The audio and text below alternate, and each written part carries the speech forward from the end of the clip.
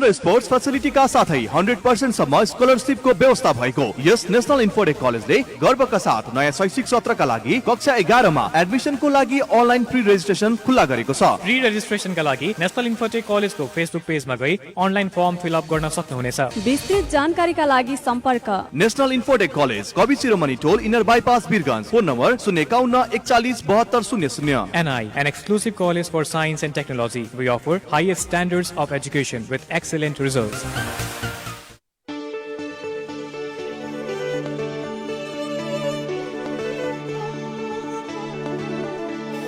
गाउँ शहर सारा गुन्जाउने यो हो रेडियो सान्वी 96.4।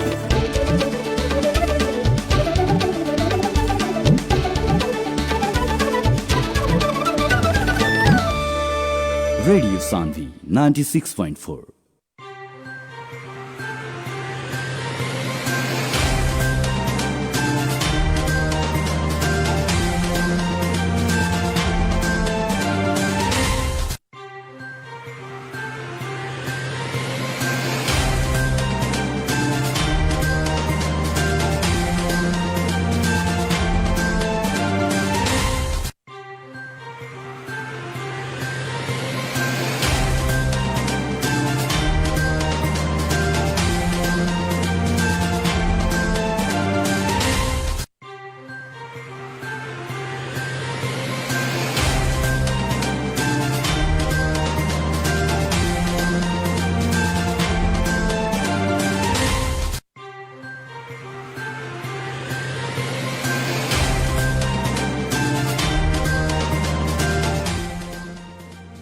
प्रणाम। कार्यक्रम स्वस्थ जिंदगी में हम प्रोश्रोता अनिश कांत कुशवाहा और वह सारा श्रोता लोग के बहुत बहुत स्वागत करते बानी।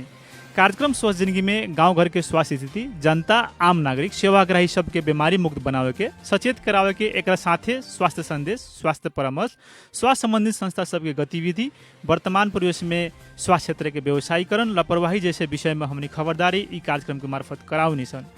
ई कार्यक्रम हरेक सप्ताह के शनिचर के दिने रात 8:30 बजे से 9:15 बजे तक सानवी 96.4 मेगाहर्ज ऑनलाइन के radiosanvi.com और रेडियो सानवी के ऑफिशियल फेसबुक पेज मार्फत संसार भर हुआ एक साथ सुन सकत बानी।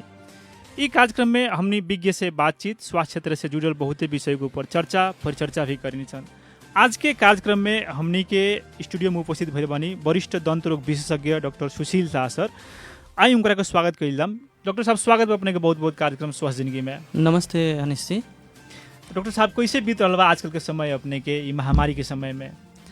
महामारी अब पूरा देश भर वैसा ही बा, तो तरीका सजग रह के अपन एकदम सोशल डिस्टेंसिंग मेंटेन करके जौन सरकार के मापदंड बा जौन दिहल गइल बा, हैंड वॉश करे के और अपने के सैनिटाइजर यूज़ करके ये हम अपन पेशेंट सबके भी, हमने अपन परिवार के भी जी, साथ साथ अपन सब जनमानस के जनता के भी आग्रह करके। डॉक्टर साहब जैसे कि अब महामारी चल रहा है तो इस समय में मतलब दंत रोग के जितना भी सेवा लग सब रोकल गए लग हुए, उस समय में रुआ अपन समय के सेवा देते नहीं, मरीज लोग के फोन मार्फत देते नहीं है कि कोनो ऑनलाइन माध्यम देते नहीं, कैसे सेवा देते नहीं है कंसल्टेशन सब? जी अनिश, यथी तो रहे अपन के जैसे कि कंप्लीट रूप से सामान्य जौन दंत जौन रोग सब रहेला ओकरा चाहिँ एगो स्टॉपेज रहे, लेकिन इमरजेंसी जौन ट्रीटमेंट सब रहेला उ तो हमने सब निरंतर देते आवता नहीं। इमरजेंसी में जैसे कि अब केकरो के एकदम ब्लीडिंग होता, कोनो के दांत टूट गइल बा, कोनो के एकदम दर्द से एकदम असहनीय पेन बा, तो ऐसा 3-4 को जौन कंडीशन बा उ कंडीशन में सब निरंतर दे रहता नहीं। लेकिन कोरोना के कोविड के अपन ख्याल करके जैसे कि पेशेंट के पहले फ़ोन मार्फत कंसल्टेशन लेके तब ओकरा कौन दिन बोलावे के बा वो टाइम ओकरा देवल जाला। पेशेंट आला के बाद में पहले ओकर परीक्षण करल जाला, टेम्परेचर लेवल जाला, ओकर बाद ओकर पास्ट हिस्ट्री सोचल जाला, कहाँ के बारे में सब लेके तब। आदरणीय श्रोता लोग, आज के हमने के कार्यक्रम स्वस्थ जिंदगी में हमने के स्टूडियो में बानी हमने के साथ है वरिष्ठ दंत रोग विशेषज्ञ डॉक्टर सुशील शाह सर। अपने के दंत रोग संबंधी कोनो भी जिज्ञासा होखे तो हमने के स्टूडियो के टेलीफोन नंबर 051530154 051530154 में रुआ लगिन फोन करके अपन दंत रोग के समस्या के समाधान हमने के डॉक्टर साहब से रुआ आज ले सकत बानी। डॉक्टर साहब जैसे कि रौरा समझे बुझे में आज हमने कार्यक्रम स्वस्थ जिंदगी बानी सन तो स्वस्थ जिंदगी कथी हुए? जी देखिए अनिश जी, सबसे पहले तो ये कथी बुझल जाओ कि अपन सके जौन शरीर बा, एकर शरीर के मेन गेट पॉइंट कहल जाला, जी। गेटवे कही, ये अपने के ओरल हेल्थ ह, माउथ ह। तो मुख के काहे गेटवे कहल जाला कि अपने के जौन भी चीज़ बा ओकर एंट्री पॉइंट ह, कुछो खानी तो मुख से ही खानी। तो हमनी as a dental surgeon, dental specialist अथवा डेंटल ग्रुप के कहीं एक सब हम सब कथी कहनी कि एज अ गेटवे मानिनी एकरा। तो अगर जो गेटवे अपने के ठीक रही तो सारा बॉडी ठीक रही। जैसे कि कोनो देश के रहेला नु, जी देश के अपने के गेटवे रहेला, मानिए अब बीरगंज के बा तो बीरगंज के गेटवे ऑफ नेपाल जन माने जाला, जी तो गेटवे से तो हर सब कुछ आवे के। अगर गेटवे में अपने चेक जांच करता नहीं, सब करता नहीं, तो जिनती देश स्वस्थ रहता उनती ही अगर से गेटवे के अगर से ख्याल करता नहीं तो अपने के पूरा शरीर बा वो स्वस्थ रहे हमेशा। तो डेंटल हेल्थ बहुत बहुत बहुत ही जरूरी बा कि अभी के हमनी के ई जौन कही ना जनमानस में समुदाय में कथी बाकी कि और सब के हेल्थ के तो तरीका जागरूक रहेला, लेकिन डॉक्टर साहब जैसे कि आम जनता भी कथी बुझेला कि एगो अपन स्वास्थ्य के दूसरे हिसाब से ख्याल रखेला, लेकिन जन दंत स्वास्थ्य जन होखेला, दंत स्वास्थ्य के थोड़ा सा वो लोग में उतना ख्याल भी ना रहेला। जैसे कि कोनो भी चीज़ एगो हमने बीमार पड़े सन तो वो बरा जाके थोड़ा सा ध्यान होखेला, लेकिन दंत स्वास्थ्य कौन चीज़ अगर कैसे कैसे ख्याल रखल रही ये चीज़ तो हमनी के नहीं है। तो आज के कार्यक्रम में हमनी एकरे संबंध में रह के बातचीत करें सन। डॉक्टर साहब सबसे पहले तो अपने के एगो जन दक्षता हासिल कैले बानी दंत रोग विशेषज्ञ में, तो ओमे बहुत ही डॉक्टर साहब लोग बा, वो लोग के अलग अलग किस्म के दक्षता बाटे। तो रउआ जौन एगो विशेषज्ञता हासिल कैले बानी, थोड़ा एकरा बारे में बतावल जाम कि कैसे कैसे पढ़ाई कैनी, ई कौन विशेषज्ञता हुए? जी अनिश जी, में कथी हो गया कि अपने +2 के बाद, +2 जन होकेला तो साइंस स्ट्रीम से लेवे के पड़ी। +2 के बाद में नेपाल सरकार से अब एतिखानी जौन ह तो एगो इंट्रांस एग्जाम होकेला ओवरऑल नेपाल के, एमे मेडिकल और डेंटल दोनों के होकेला। तो एमे अपन इंट्रांस एग्जाम देम, इंट्रांस एग्जाम के बाद में अगर अपने मेरिट लिस्ट में आवता नहीं तो अपने के सेलेक्ट करके मिला था कि अपने मेडिकल तेरे जाएम या डेंटल तेरे जाएम। तो उनती हम +2 के बाद, +2 तक ने तो अध्ययन हम बीरगंज से करनी, ओकरा बाद अपन BDS केला IUM के टीचिंग बा, ओकर इंट्रांस एग्जाम देनी, वो में हमार निकलल। तो ओकरा बाद ये जो बैचलर ऑफ डेंटल सर्जरी होकेला 5 वर्ष के कोर्स होकेला, हमें 4.5 years के कंपलसरी कोर्स हो गए और 1 year के इंटर्नशिप होकेला। तो टोटल 5.5 वर्ष के कोर्स होकेला 5.5 years के। ओकरा बाद अपने के एगो लाइसेंस एग्जाम देवे के पड़ेला नेपाल मेडिकल काउंसिल के, जौन कि उ लाइसेंस प्राप्त करला के बाद ही कोई डेंटल सर्जन सक्षम होकेला कि हम बिरामी के जांच पूछ करें, तो लाइसेंस एक होकेला। तो नेपाल मेडिकल लाइसेंस के एग्जाम देला के बाद में अपने as a bachelor of dental surgery के उपाधि से एगो डेंटल सर्जन के हैसियत से काम कर सकता। तो उ हम करनी 3-4 बरस। ओकरा बाद फिर हमरा एकरा में और पढ़े के रुचि लागल। तो एकरा बाद होकेला मास्टर ऑफ डेंटल सर्जरी, उ होकेला अपने के 3 बरस। तो एकरो ला फेनो एगो इंट्रांस होकेला जो नेपाल सरकार लेवेला, और नेपाल में बहुत कम होकेला सीट, 5 को 10 को, हमनी के टाइम में 10 को रहे जी। तो उ सीट में फेनो फाइट करल जाला। अब ओमे मिल गए, अपने के मेरिट लिस्ट में आयल, तो फेनो ओकरा ला अपने के 3 बरस अध्ययन करे के पड़ेला अपन अपन विषय में। तो होकेला मास्टर ऑफ जनरल सर्जरी। अब हमर बाके मास्टर ऑफ डेंटल सर्जरी। अब हमारे में बाकी स्पेशलिटी जोन बा के ऑर्थोडोंटिक्स एंड डेंटोफेशियल ऑर्थोपेडिक्स। एक मतलब कथी होला कि जैसे कि कौन के दाँत उत टेढ़ मेढ़ भइल ओकरा सोझियावे के, जी, कौन के जबड़ा होकेला छोट बड़ हो गइल ओकर सोझियावे के, माने एक किस्म से कही कि सुंदरता, जी, सुंदरता के काम हो गई। आ ओकरा साथ साथ फंक्शन डेंटल में कथी होकेला 3 गो चीज़ होकेला मेन। एगो होकेला अपने के स्ट्रक्चर होकेला जोन कि बाहरी लुक होकेला उ देखे के होकेला, एगो सुंदरता होकेला, एगो होकेला अपने के मैस्टिकेशन जो फर्जन होकेला खाए पिए के। तो दांत टेढ़ मेढ़ होला से, जबड़ा ऊंच नीच होला से, कौन के देखे नहीं दांत बाहर निकल गए, ऐसे तीनों चीज़ में इफेक्ट करेला। तो तीनों चीज़ के जौन होकेला ओकर विषय के हम विशेषज्ञ लेके 2018 साल में हम कंप्लीट करते 2 बरस पहले। ओकरा बाद अभी हम तत्काल लेलक हमार 2 गो क्लिनिक बा जी। एगो अपने के अभी मेन ब्रांच बा जौन हमार अपने के बस पार्क से 50 मीटर दूर माइथिया पोखरी के अपोजिट में पूर्व फेस के बा। एगो ब्रांच ऑफिस बा, ब्रांच क्लिनिक बा, उ अपने के पावर हाउस चौक से 50 मीटर दक्षिण अपने के टीवीएस शोरूम के ठ्याक्क सामने बा। तो 2 गो में अभी हम कार्यरत बानी। आदरणीय श्रोता लोग, कार्यक्रम स्वस्थ जिंदगी में आज हमनी के संगे वरिष्ठ दंत रोग विशेषज्ञ डॉक्टर सुशील शाह सर बानी। अब हमनी डॉक्टर साहब से दांत में कैसन कैसन बीमारी लागेला ये चीज़ हमनी जाने सन। डॉक्टर साहब, अब चाट पर्व भी नज़दीक आ रहल बाटे, दांत में लागेला मुख्य बीमारी सब कथी कथी हो सन? प्रायः तो पेशेंट अब जितना हमने सब देखे नहीं वो 3-4 गो मूलतः लेके आवेला। जैसे कि सबसे पहले का जो पेशेंट बहुत ज़्यादा आवेला वो होकेला दांत में अपने के डेंटल केरीज होकेला, जगह कहीं नहीं अपने दांत में खोड़ेला हो, तो वो सबसे ज़्यादा लेके आवेला। अगर तथ्यांक अनुसार देखें तो अपने के 60 to 70% नेपलीज पॉपुलेशन के डेंटल केरीज रहबे करेला। दूसर का जो होकेला ओकरा कहेला अपने के जिंजिवाइटिस या पेरियोडोंटाइटिस, कहीं गीजा के प्रॉब्लम, या कहीं अपने के जौन सिंपल टर्म में यहाँ के बुझिन जौन पायरिया हो गल, गीजा सब मसूड़ा सब सुन जाला, ओकर होकेला सेकेंड प्रॉब्लम।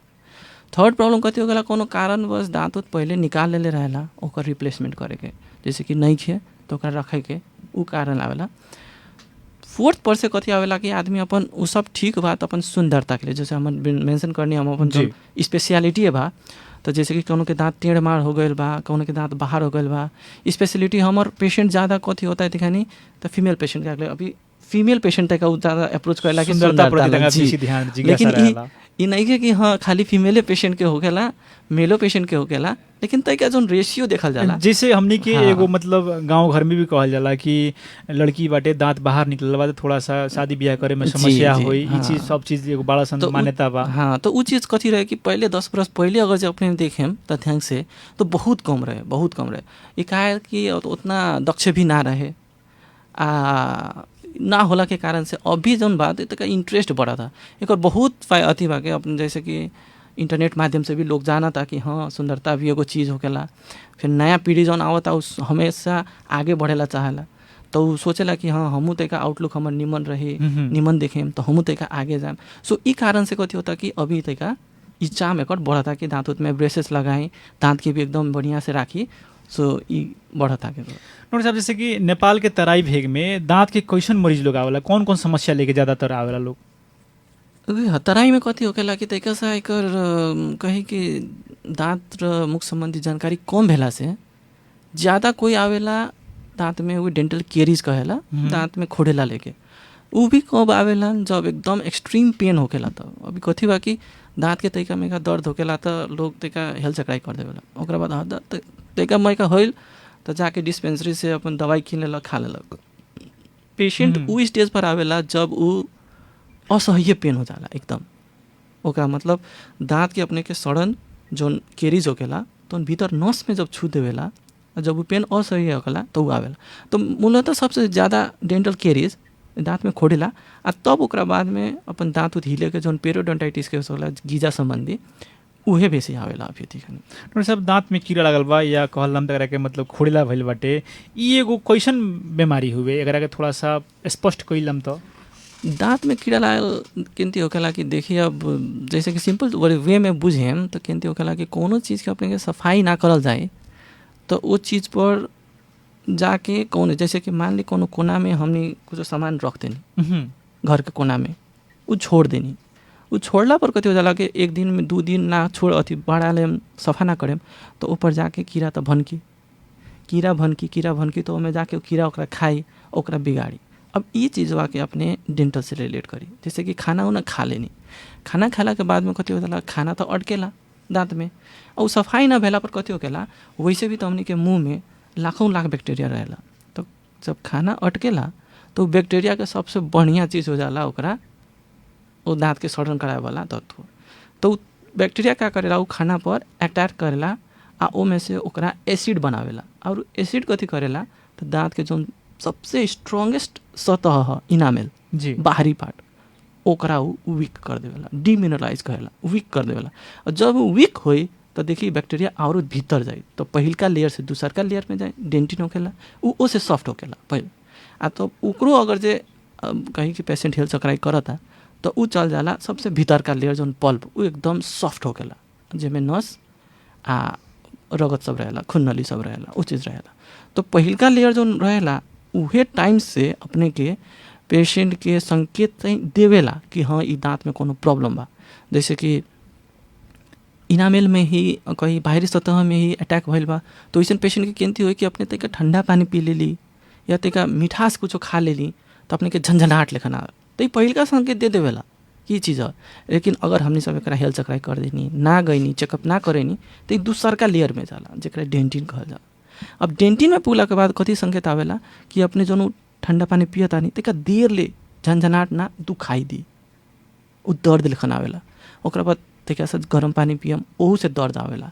आ तीसरका चीज़ कथी होखेला कोनो चीज़ खाता नहीं तो अटके लागी तो अपने के असहज महसूस होई दर्द लेखन लगी उ दूसरका चीज। अब ये में पेशेंट कथी करेला कि डिस्पेंसरी लंग गइलक दर्द के दवाई लेलक खा लेलक तो ई तरीका में चलेला कम होखेला कोनो पेशेंट कम हो गए छूट जाला भुला जाला।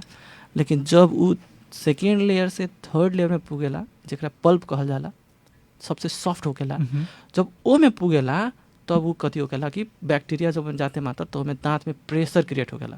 तो अपने दांत में जब प्रेशर क्रिएट हुई तो अपने वो दांत जोड़बो करम बोलबो करम तो ये दुखाई खाएम तो ये दुखाई दांत जोड़ेम तो ये दुखाई दिन में दुखाई रात में सुतला के बाद एक्सट्रीम सुतला पर एक्सट्रीम पेन होकेला। वो कहीं कि अपने के दिनचर्या में ही अति ट्रबल कर देला। उ स्टेज पर पेशेंट जरूर उ स्टेज पर पेशेंट आवेला हमनी के अथी लंग। डॉक्टर साहब जैसे कि अब एक मरीज लोग अपने के क्लिनिक में आवत है तो एक उपचार एगो अलग किस्म से कहत होके अपने लेकिन अभी जो हमने के कार्यक्रम स्वस्थ जिंदगी जो श्रोता लोग सुन रहा बाटे उ लोग के ई खोड़िला से बचे खतरा कथी सलाह देवे के चाहे जी। तो ये अभी हम जो स्टेज बा कहनी है उ स्टेज अगर जो पेशेंट सब महसूस करता रहन तो अवश्य उहे स्टेज पर अगर जो चेक करता रहन तो जितना जल्दी चेक करता रहन उतना कम दुखाई में कम खर्च में अगर ट्रीटमेंट हो जाए। जैसे कि अब ऊपरी सतह बा जौन बाहरी सतह बा इनामेल में ही लागल बा अगर पेशेंट के शुरू में झंझनाहट होता होते कहीं आके डेंटल सर्जन से अथवा डेंटिस्ट से सलाह ले लेता रहन तो डेंटिस्ट हल्का फुल्का जौन ऊपर के सतह बिगड़ल बा ओकरा अगर जो रिप्लेस कर देता रहन सीमेंट से करला और जो अभी रेस्टोरेटिव सीमेंट सब आवेला बहुत किस्म का होला तो सीमेंट से कहता तो बैक्टीरिया दूसरका लेयर में नहीं के जा मान लेनी पहिलका पर छूट गई दूसरका लेयर में पेशेंट बारन तो वो लेयर में आवता रहन तो जो दूसरका लेयर तक ले बिगाड़ ले चीज़ बैक्टीरिया ओकरा सर सफाई करके फिर भर दिए तो पेशेंट तीसरका लेयर में दाँत तीसरका लेयर में ना जाए। अगर मान गई वो छूट गई तीसरको लेयर में आ गए कोनो पेशेंट हो गए हमार तो भीतर के चल गए अब क्या करी तो ओकरो तकरे अभी तक हमने के उपचार बा ओकरा कहला अपने के जड़ से उपचार करल जाला जकरा में अब जड़े बिगड़ गई बा नसें बिगड़ गई बा तो नस के सफा करे के उपचार होकेला जकरा करा जड़ से ट्रीटमेंट ओकरा मेडिकल टर्म में अथवा डेंटल टर्म में कहीं रूट कैनल ट्रीटमेंट कहल जाला RCT तो वो करके अपने के दांत बचावल जा सकला।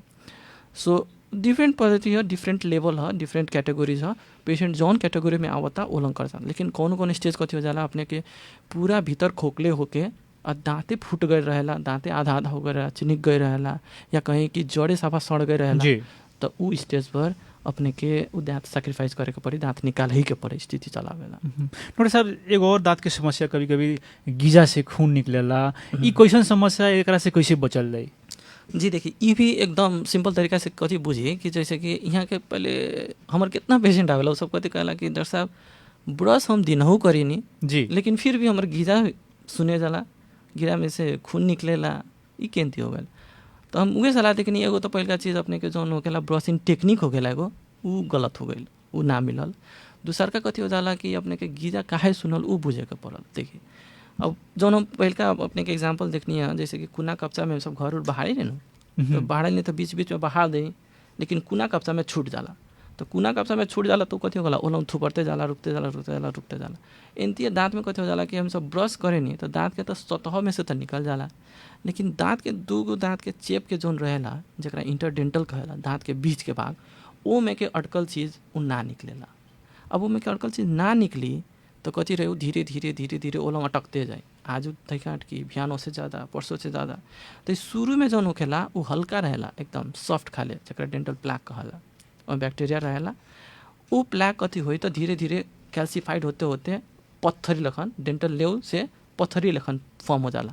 ओकरा बाद कथी हुई तो नया चीज़ है दोसर चीज़ है। अब बॉडी में कथी होगा कि कोनो नया चीज़ रही तो बॉडी ओकरा निकाल के बीगेला चाहेला फाँक दे के तो ये तो पत्थर चीज़ है लेव चीज़ है दाँत में जो लागल बा तो ओकरा बीगेला कथी करी तो बॉडी होला खून के मात्रा बढ़ा देवेला गीजा सब में ओकरा कारण से कथी हो जाला वो गीजा में खून आवे के कारण कथी है कि वो खून के जो डिफेंस मैकेनिज्म होकेला मार के बिगावे के तो उ उ लेउ के उ जोन फोहर के ओकरा निकाले के कोशिश करेला, तो वही कारण से ज़्यादा खून उस जगह पर आवेला, लेकिन उ निकाल ना सकेला। तो यही कारण से क्या ज़्यादा खून रही तो आदमी कथी ब्रश करी तो खून निकली, थूकी तो खून निकली। तो कारण उ रहेला कि लेउ जमल रहेला, जोन पथरी जमल रहेला दाँत के बीच भाग में, ओकरा निकालेला उ खून आवेला, जेके कारण से जिंजिवाइटिस या पेरिडोंटाइटिस केस होगेला।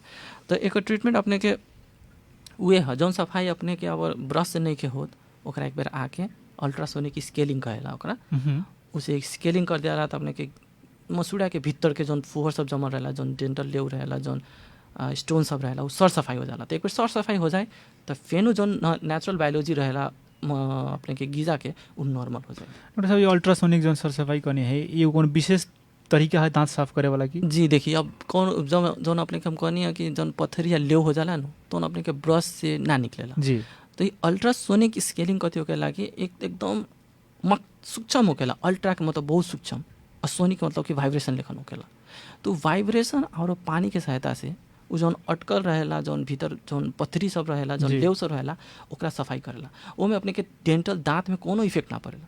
ये जौन होकेला न अभी जनमानस में बाकी दांत ज़्यादा साफ करेला पर हमार दांत हिलेला या दांत झंझना की, ऐसे कारण से बहुत पेशेंट ना आवेला कि हाँ दांत ना सफा करावे के हिली या झंझनाइट। लेकिन अभी ऐसा आ गल बा पद्धति, अभी नया नया ऐसा टेक्नोलॉजी आ गल बा कि अपने के उ पथरी आ जौन फोहर बा, उ जौन लेउ बा, उ आराम से निकाल दी, अपने के था तक ना लगी, इतना सूक्ष्म। डॉक्टर साहब, जैसे कि ब्रशिंग तो सबको ही रोज रोज करबे करला, लेकिन वास्तव में सही ब्रशिंग के तरीका कैसन बा डॉक्टर साहब? थोड़ा सा एकरा ऊपर भी हमने के प्रकाश पारला। एकदम बढ़िया क्वेश्चन भाई, ये तो बुझे वाला क्वेश्चन बा। देखिए, ब्रशिंग तो सब कोई करेला, हमरो पेशेंट आवेला उहे क्वेश्चन करेला कि डॉक्टर साहब ब्रशिंग तो हम करबे करीन, फिर भी हमारे दांत में गीजा के समस्या लग जाला, खोडला लग जाला।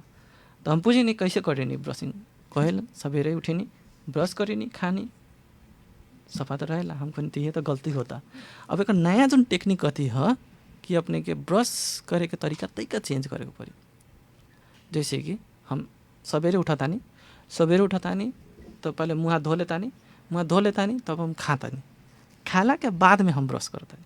हम बताएं एकर कारण का है। खाला के बाद में हम ब्रश कर लेतानी, दिन भर हम अपन काम में जातानी, सजिया के आवतानी, मुँह हाथ धोतानी, खा लेतानी, खाला के बाद में हम फिर ब्रश करतानी आ सूत जातानी। अब देखिए कथी होता, हम दिन भर काम करके आईनी, रात में खाना खा लेनी, खाना खाला के बाद में हम ब्रश कर लेनी, ब्रश करला के बाद कथी हो जाता, तो जितना उन फोहर बा वो तो निकल जाता। तो रात भर तो हमारे दांत स्वच्छ रही जी। जब रात भर दांत स्वच्छ रही तो भिनैया उठला पर हमारा ब्रश करे तो जरूरी नहीं है। सिंपल एग्जाम्पल बुझिए, जैसे कि हम सब खाना खा लेवे नी जी, तो थाल माज लेनी, थाल माज के रख देवी नी। अब बिहान बेला हमारा फेनू खाए के बाद तो थालवा हमसे निकाल के तो ना मजिनी, ओकरा खंगार दी, खंगार के खा लेनी, खाला के बाद में थाल माजिनी। जी बिल्कुल जी, उहे चीज़ हुआ। तो सवेरे उठी मुँह हाथ धो ली, धोला के बाद में खा ली, लेकिन खाला के बाद में ब्रश करी। खाला के बाद में ब्रश करे में काला इंपॉर्टेंस देता नहीं कि खाला के बाद में अगर ब्रश करता नहीं तो दांत के बीच भाग में कहीं या गीजा के बीच में जो अटकल चीज़ रहेला वो अपने के निकल जाए। एक बार निकल जाए तो जब उ अटके वाला चीज़ जो तत्व रहेला, जो खोडला करावे के या कहीं कि गीजा के समस्या करावे के, जब वो रहे ना करी तो दांत तो स्वस्थ रहे। और दिन भर में तो अपने बोलत रहम, खात रहम, पियत रहम, ये सब करत रहम तो वास होत रहेला। लेकिन रात में कथी होकेला कि अपने खा लेवी नहीं आ ब्रश ना भइल तो तो रहेला आ रात भर रहेला। आ रात में तो आदमी उतना पानी पियला ना, उतना बोलेला ना, तो धीरे धीरे धीरे क्या होकेला कि जमते जाला, एक रात 2 रात करते। तो ये तरीका चेंज करे के पड़े। डॉक्टर साहब, जैसे कि एगो और हमनी के थोड़ा सा बतावला, बहुत श्रोता लोग हमने से प्रश्न ई आवेला हमेशा प्रोग्राम में कि दांत आ गीजा के कैसे बरियार रखल जाए, कैसे स्वस्थ रखल जाए? यह सबसे पहले तो अपने के सर सफाई है। जी, सर सफाई अपने के अपन हाथ के चीज़ है। जैसे कि ब्रशिंग कर लेता नहीं अपने सही तरीका से, ओकरा बाद कथी होकेला कि घरेलू उपचार होकेला, गर्म पानी नून पानी सब से कुला कर लेता नहीं रेगुलर। तो कथी होकेला कि अपने के गीजा सबके नरिशमेंट जो होकेला एगो हेल्दी राखे के जो तत्व होकेला उ होकेला, उ मिलेला। ओकरा बाद हर एक 6 मंथ पर NMC रजिस्टर्ड डॉक्टर डेंटिस्ट जी से एक बेर चेकअप कराई हर एक 6 मंथ पर। उ कथी होकेला कि अगर 6 महीना के अंतराल में अपने के कुछ दांत में समस्या होता तो डॉक्टर साहब देखियन ओकरा बाद कौन समस्या है ओकर हल कर दियन, तो जटिल तीर ना जाए। डॉक्टर साहब, एक जैसे एगो चीज़ रहुआ अभी मेंशन करनी है कि NMC रजिस्टर्ड डॉक्टर का बिना रजिस्टर्ड के भी डॉक्टर लोग बा यहाँ? अब देखिए, बिना रजिस्टर्ड के खोजला से बढ़िया हमने कथी कहें कि रजिस्टर्ड वाला जाए। बिल्कुल। काहे कहता नहीं कि देखिए कोनो चीज़ में अपने दक्ष खोजम, कोनो चीज़ में जी दक्षता चाहिए, दक्षता। अभी के यू कथी हो गल बा कि हमनी सब स्किल से भरल स्किल चाहिए। के भरल बा। अभी जैसे कि सिंपल कुरा में देखी ना, हम सब अब कोनो मोबाइले किने नहीं तो अपने रोड साइड में बेचल मोबाइल तो ना किने। जैसे किने के बाद अपने कहें कि हम सैमसंग के शोरूम ब्रांडेड वाला या नोकिया के ब्रांडेडे किनम, तो निर्जीव चीज़ पर हम सब उतना फोकस करत आने कि हमरा ब्रांडेड चाहिए। तो ये दाँत तो अपन सजीव चीज़ है, अपन लाइफ लॉन्ग रहे वाला चीज़ बा। तो एकरा ला अपन खर्च करत आनी, एकरा ला अपन अति करत आनी, तो दक्ष खोजी। अभी तो नेपाल में बहुत बा दक्ष दंत चिकित्सक बहुत बा। अब जैसे कि 2019 के 31 दिसंबर 2019 के अगर तथ्यांक देखा नेपाल मेडिकल काउंसिल के, उतिखानी हमनी के 3200 डेंटल सर्जन बारह नेपाल में, मास्टर्स लगभग 550। तो ये 2020 तकले में तो अवश्य ऐसे तरीका से बढ़ रही हो जी। तो बा अगर जो अपने के डोर स्टेप में बा, शहर में बा, तरीका लग में बा, तो डेंटल सर्जन खोज के जाए। एनएमसी डेंटल सर्जन खोजे के कथी हो अपने जाए पूछे डॉक्टर से, अपने के हक है जब अपन ट्रीटमेंट करावता है तो अपने के पूरा हक बा कि हम कौन आदमी से करावता नहीं, वो दक्ष बा कि ना। तो अपने पूछी डेंटल डॉक्टर बारन तो अपने एनएमसी नंबर रख ले रही, सब कुछ रख ले रही, वो चीज़ होकेला।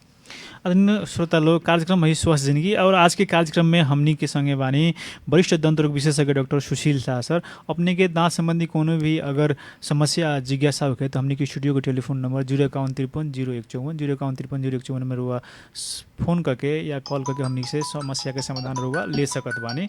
अभी हमनी डॉक्टर साहब के संगे बानी सन दांत के रोग पे हमनी विषय पर चर्चा परिचर्चा कर रहल बानी सन। अब थोड़ा सा हम डॉक्टर साहब से बच्चा लोग के जो दांत होखेला, बाल रोग के जो दांत होखेला, ओकरा ऊपर हमनी बातचीत करके चाहसन। डॉक्टर साहब जैसे कि कहे लो कि बच्चा के दांत हुए उमें कीड़ा रो लागल बा तो में चिंता ना करे गई, झड़ जाई फिर दोसर दांत आई, ये थोड़ा सा स्पष्ट कइलाम डॉक्टर साहब जी कैसन समस्या है, का ध्यान ना देवे के पड़ी हमनी के बच्चा के दांत पे। जी देखिए कोनो चीज़ कथी हो गया कि अगर से स्टार्टिंग पॉइंट से हम सब अगर जो चेक ना करत तानी तो उ एंड में कहीं या कहीं बाद में जाके डिफेक्ट करबे करेला। जैसे बच्चा के दांत यहाँ कथी है जनमानस में कि बच्चा के दांत ह कीड़ा लाग गई या खोडेला हो गई तो निकाल के बिक दी, दोसर तो अबे करी। लेकिन बुझे वाला चीज़ कथी है कि जौन बच्चा के दांत ह उहे गाइड करेला परमानेंट दांत के। तो बच्चा के दांत के बारे में अपने जानला कहता है तो कथी होकेला कि जब बच्चा 6 बरस के होकेला तो दांत आवे के शुरू होकेला अपने के 6 बरस से लेके जौन अवधि होकेला बच्चा सबके जौन डेसिडियस दूध वो अपने के 3 बरस तकले 4 बरस तकले में रहेला। ओकरा बाद जौन परमानेंट दांत आवेला वो 6 बरस से शुरू होकेला। 6 बरस से शुरू होकेला अपने के 14-15 बरस तकले लगभग सब आवेला एसेट फॉर द सबसे पीछे का जौन होकेला थर्ड मोलर ओकरा। तो ये कथी होकेला कि अगर जो उ अवधि में बच्चा के जौन दांत बा कीड़ा लाग गए 3-4 बरस के 5 बरस 6 बरस के उम्र में आ निकाल देता नहीं तो जौन परमानेंट दांत ओकरा नीचे रहेला ओकरा गाइड ना मिलेला। गाइड ना मिले तो कथी होई उ दांत की तो अबे ना करी एक कंडीशन कि तो अबो करी तो टेढ़ मेढ़ होके आई क्या तो ओकरा गाइडेंस ना मिली तो टेढ़ मेढ़ होके आई तो वो कथी हो जाला कि जब दांत टेढ़ मेढ़ होके आई तो एगो तो सुंदरता हो गई खराबी, एगो आदमी के पचावे के शक्ति ना हुई, जब निम्ने दांत ना रही तो मिश्रण कर ना सकी कोनो खाना। तीसरा का बात कथी हो जाला कि जौन जबड़ा के ग्रोथ होकेला उ ना होकेला। तो देख ले कोनो के हॉस्पिटल जबड़ा भीतर रहेला, कोनो के एगो जबड़ा बाहर रहेला, तो ये सब टेढ़ में रोकेला। तो कही कि अगर से बच्चा के दांत के अगर से ध्यान ना देवल जाता तो बाद में जाकर जौन परमानेंट तीता होता ओकरा में 100% कुछ ना कुछ होता है समस्या आबे करी। डॉक्टर साहब जैसे कि अब एगो दांत जैसे कि निकाल लियाला, कभी कभी दांत चाहे निकाल दियाला तो ओकरा बाद में वो दांत के खाली जगह पे भी कभी कभी दांत भरल जाला यानी ओकरा पुनर्स्थापन कइल जाला, ई एगो कैसन समस्या हो डॉक्टर साहब। अब देखिए कोनो कारणवश जैसे कि मानी खोड़ले हो गइल बा, खोड़ला बाद कोनो आदमी ट्रीटमेंट ना करेल या लेट करेलक या ओकरा कोनो कारणवश निकाले के पड़ल तो खाली रहेला उ जगह।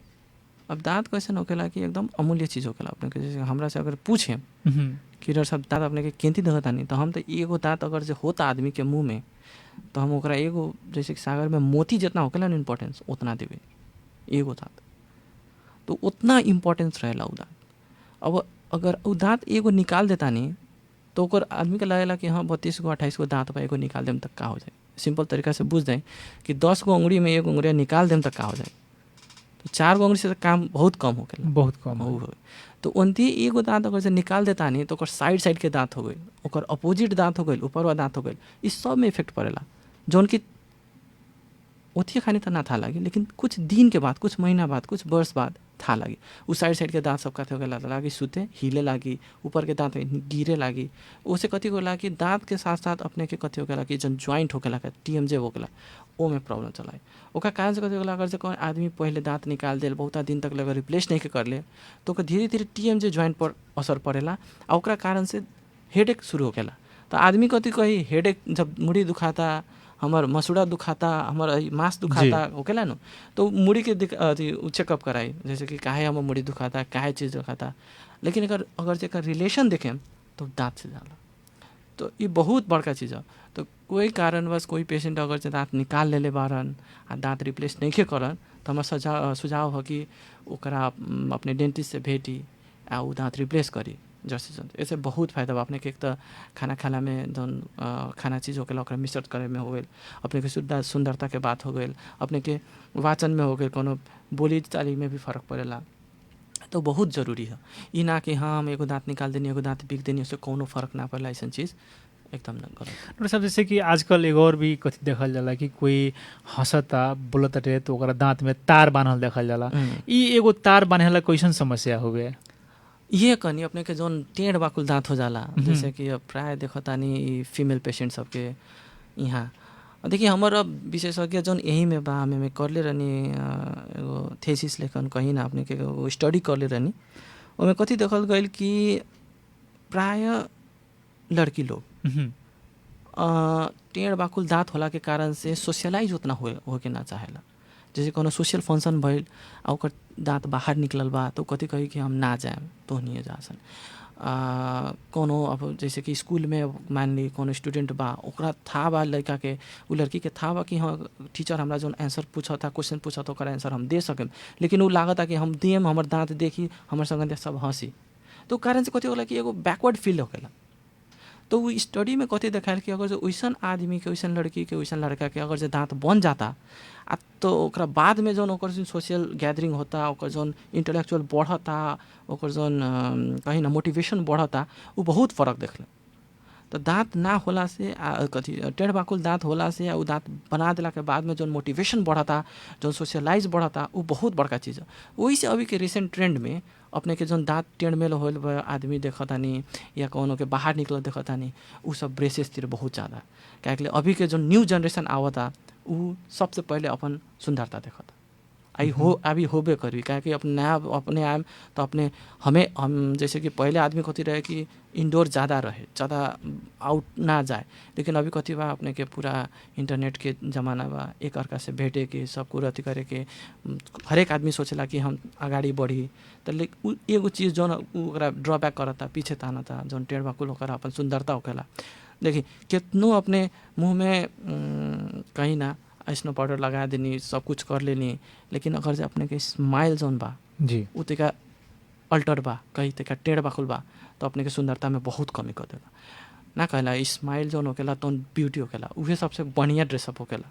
अगर निमन स्माइल कर देता नहीं तो अपने के जैसन भी ड्रेसअप बा उमें उ कहीं ना ओकरा चार चांद लगा देला, एकदम बढ़िया लगा देला। वही से एकर चाहिँ अभी चाम चाहिँ बढ़ल देखल। जी डॉक्टर साहब कभी कभी ये भी देखल जाला कि कोई के सांस महके वाला भी समस्या रहेला।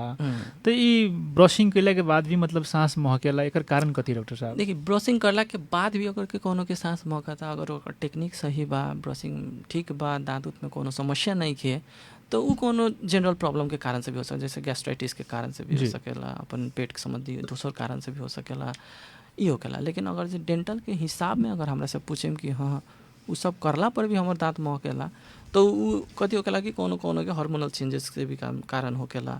आप ब्रश कर ली लेकिन निमन से ठीक ना भइल तो उ कारण से भी सांस गनाए होकेला। अब अपार्ट फ्रॉम ये होता जैसे कि बहुता दिन से बा हाल साले अब साफ सफाई करनी दाँत के, लेकिन फिर भी बा तो विथ ड्यू टाइम कम होते जाए। सो एकरा ला होकेला माउथ वाश से सब होकेला, अपन डेंटिस्ट से ओकरा सलाह ले कम हो जाए। डॉक्टर साहब जैसे कि अब अपने दंत रोग विशेषज्ञ बानी डॉक्टर सुशील शाह के नाम से रोगा एगो प्रख्यात भी बानी। अगर हमने की कार्यक्रम सुनेला कोई श्रोता लोग अगर अपने से भेंट करे के चाहताटे तो वरिष्ठ दंत रोग विशेषज्ञ डॉक्टर सुशील शाह के श्रोता लोग कहाँ भेंट कर सकताटे या कोनो संपर्क नंबर होके तो संपर्क करके अपने से अपॉइंटमेंट ले सकता लोग? जी तो अपने दूगो क्लिनिक है, एगो अपने के जौन बस पार्क पहले भानु चौक कहते रहे बस पार्क जौन बा तो बस पार्क से अपने के 50 मीटर दक्षिण अपने के माइदिया पोखरी है ओकर ठाक अपोजिट में बा नाम बा ओरल डेंटल क्लिनिक जी तो ऊ ह एगो मेन ऑफिस हमारो लंग मेन क्लिनिक कहीं दूसर का जौन बा तो पावर हाउस चौक से 50 मीटर दक्षिण टीवीएस शोरूम बा ओकर ठाका अपोजिट में बा ओहू लंग ये है नाम ओरल डेंटल क्लिनिक से तो वो लंग अपने आ सकता नहीं संपर्क नंबर अपने से पूछने तो हम कहता नहीं अपने के कोई पेशेंट बा अगर संपर्क करना चाहते रहन तो अपने संपर्क कर सकता नहीं 9865 में एगो नंबर है 9802438445 में। डॉक्टर साहब एक बार नंबर के पुनः एक बार हमने दोहरा दिलम अगर कोई के भी दांत में अगर समस्या बाटे तो डॉक्टर साहब के एगो संपर्क नंबर बा 9865360318 9865360318 एनसेल के अगर कोई बानी तो एनसेल के नंबर बाटे 9802438445 डॉक्टर साहब अब हमने कार्यक्रम स्वस्थ जिंदगी में अंत समय में बनी सन अंत में जे भी रेडियो सानवी सुन रहा बा उ संपूर्ण श्रोता लोग के बा कथी कहे के चाहे जी अब श्रोता सबके ये सुझाव देम कि डेंटल हेल्थ जोन बा डेंटल जोन ओरल हेल्थ बा ओका तरीका हेल्थ चक्राई ना करी जनमानस में जोन ऊ ह कि हाँ दाँत के कोनो खास ना होखेला जरूरी ना होखेला एकरा ना समझी जैसे हम शुरू के कार्यक्रम में शुरू में कहनी है कि जो गेटवे बा एकरा स्वच्छ राखम तो अपने के जीव शरीर सब स्वच्छ रही तो यदि कोई जनता अब कहीं कोई पेशेंट अभी तक ले डेंटिस्ट से भेटल ही नहीं कि कोई ट्रीटमेंटे नहीं के करेले तो एक बार जरूर संपर्क करी अपने के दांत के स्थिति कथी है अपने के बता दिहन डेंटल साहब डॉक्टर साहब बता दिहन ओकरा बाद अपने के कोई प्रॉब्लम बा तो जरूर ओकरा जितना होई जल्दी से जल्दी जाके उपचार करा ली। देखिए जितना जल्दी होता उपचार उतना कम कष्ट हुई उतना कम खर्च होई आ जितने लेट होई उतने ज़्यादा कष्टकारी होखेला उतने खर्च होखेला तो डेंटल में कथी होखेला कि early come easy way easy treatment होखेला तो ये बुझे के पड़ल जी एकदम जैसे अब दोसर अपन शरीर के अंग के जितना महत्व देनी उतने है डेंटल हेल्थ या दांत के महत्व दी। सर आज के कार्यक्रम में हमने के स्वस्थ जिंदगी में रुआ हमने से जुड़ने अपन महत्वपूर्ण समय और महत्वपूर्ण विचार देनी एलाख रुआ के बहुत बहुत धन्यवाद। जी अनुष्कांत जी अपने के भी बहुत धन्यवाद। रेडियो सानवी मार्फत हमरा जनता मार्फत अपन डेंटल के हेल्थ के बारे में कुछ कहे के मौका देनी एकरा बहुत बहुत धन्यवाद। आदरणीय श्रोता लोग आज के कार्यक्रम में हमने वरिष्ठ दंत रोग विशेषज्ञ डॉक्टर सुशील शाह सर से बातचीत कैनी सन हमनी के बातचीत कैसन का लागल और वह प्रतिक्रिया देवे के ना बोलेम। आज के कार्यक्रम के हमने प्रविधि के अनूप जी के धन्यवाद देते हुए रोवा लोगन से हमने के छूटे के चाहम सन। नमस्कार, शुभ रात्रि।